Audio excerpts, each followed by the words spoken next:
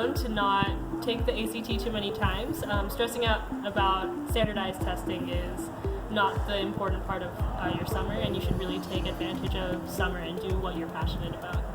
And then I would say that high school, especially the college applications process, has shown me the importance of finding your own balance. I wish I had known that focusing on individual grades was less important than finding extracurricular activities that you can succeed in. The ability to talk to people and learn from them. So every single person has something interesting about them, and if you try to learn what you can from every single person, then that'll really help you later on in life and in your career. I wish I had known to take more risks, not only in school assignments for essays, especially for college essays, but just in general when I'm in a club meeting and I think I have something important to say, but I think that nobody wants to hear it.